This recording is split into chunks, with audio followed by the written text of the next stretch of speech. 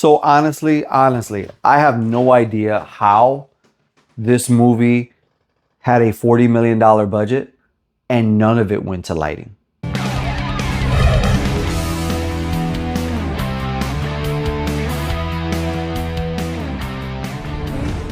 What's going on, people? Alex Thorne here, and I'm just a rock and roller who in his downtime likes to watch movies while wearing a bandana. And while things were all rushed around so that I can get to this week's watch along, which is right there in the corner, you can relive it, new setting, new equipment, new all that stuff. Well, actually using the equipment that I already got, just a little bit smarter. We are finally on the 6th movie in this Alien deep dive that I'm doing, on the way to Alien Romulus, that releases August 16th in theaters. And while that movie looks absolutely incredible, this movie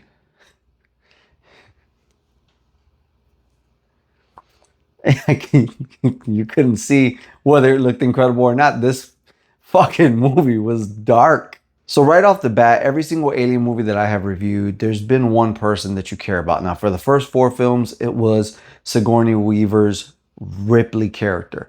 Then we finally get into Alien vs. Predator last week, and that was the character of Alexa Woods, clearly defined as the lead character, clearly defined as the final girl. I don't know if I've ever seen an entire cast of characters that mean nothing to a movie. So here we are with AVP2 Requiem. And some movies are just bad and agitating, and then some movies are laughably bad. This is one of those laughably bad movies. And it's laughably bad because, like I said, there are no stars in this. There's no real lead character in this. There is no reason for you to care. The hook for this movie is there, once again, is a new type of alien. The Predalien, the xenomorph predator, like we saw at the end of Predator vs. Alien. And now they are on Earth, right here, finally. Not in some far off place like Antarctica with ruins and ancient this and that. No, they are right here in the woods, in hospitals, diners, schools, streets. But why don't I care? Let's get into it. Residents of Gunnison, Colorado are caught up in the crossfire when 2 deadly extraterrestrial species bring their long-standing conflict to Earth. On the one side, nearly indestructible aliens. On the other, a lone predator whose mission is to wipe out all the traces of the alien infestation from Earth, no matter who gets in the way. See, I know what I'm going to rate this movie. And this is where I know how my rating comes up. Right here, right now. Right after you read the premise. Because this movie has promise. This movie could be something. This movie should have been something. The sequel has always been, we take it from space or some isolated area to the city. But why doesn't this work? And it comes down to one simple thing. You can't see shit.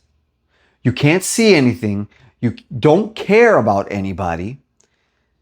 They kill off a kid and his father right away. I think a third person gets killed. There's a woman who's pregnant who gets like a bunch of weird, basically eggs laid inside of her by the Predalien. And then, again, remember, she's actually pregnant. She gets bursted out of by a bunch of them. So there's cool visuals to be had, but they're so few and far between. And you're so agitated by the time some of these visuals come. Literally, there's 2. And then that's it. There are scenes of that one lonely ass predator fighting the aliens. You don't know what happened. You can't tell what's happening. It's in a sewer. Then it's on a rooftop. You don't see it. You cannot see it. I kid you not. I was burning my retina with how bright I had my screen. You cannot see this movie. And it's not even like, there's some movies that have an unlikable cast. This is just, I don't care. I don't know who you people are. I don't care about you people. You people are literally just caught in the middle. And when you're caught in the middle and you don't give me a reason to care about the battle or a way to see the battle, what do we have here? So I think this is going to be the shortest review in this Alien deep dive. Guys, with all that being said, I think we should get to the rating of Alien vs. Predator 2 Requiem. I'm gonna give this movie 2 bandanas out of 5. And the reason I'm gonna give it 2 is because it does have premise. And I think if this movie was lit well and had a clear focus on who the babyface was that we can cheer for, because by the end of the movie, don't worry about it, spoiler alert, but you're not gonna give a shit anyways, 4 people survive. Not 1, 4. 4 people that you don't care about survive. And the only reason you care about one of them is because they're a little girl and you don't want her to die. They killed off a little boy earlier. I'm assuming at some point they killed off a dog. Don't know. There was a dog, then there wasn't. Maybe he died in the darkness. I have no clue. But 2 bandanas out of 5 because there is a reason for this to exist. At the end of part 1, you get the tease of the Predalien. We need a payoff for that. This was supposed to be that payoff. It is here. You can't see it, but it's here. It has a reason to exist, but it was executed very, very poorly. I'm looking forward to Prometheus because I saw Prometheus twice in the theaters. I bought the 3D Blu-ray and watched it plenty of times, but I'd be lying to you if I told you I remember much about it at this point. So we're gonna go live with that. I'm gonna leave the card for that right up here for when you can watch along and we can chat while the movie is going on. Beyond all that, you know where else we can chat?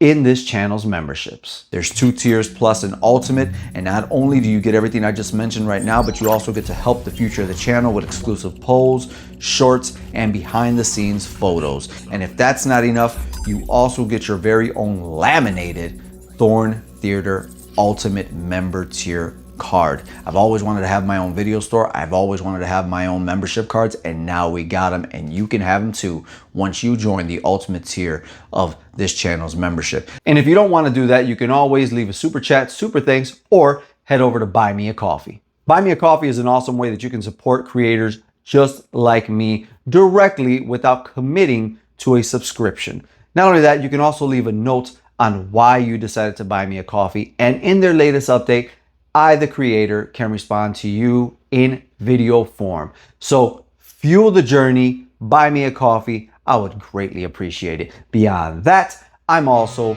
working on my latest single, She Owns the Night. I've been really excited about this. You guys have been hearing it at the end of every single video for like the last 3 months, and it is on its way to you. So when more information on that is available, I will relate that to you. But guys, you know what I gotta do. I gotta watch Prometheus, review it for you, and hopefully have some time to rock out. God, I hope Prometheus is a brighter movie than this.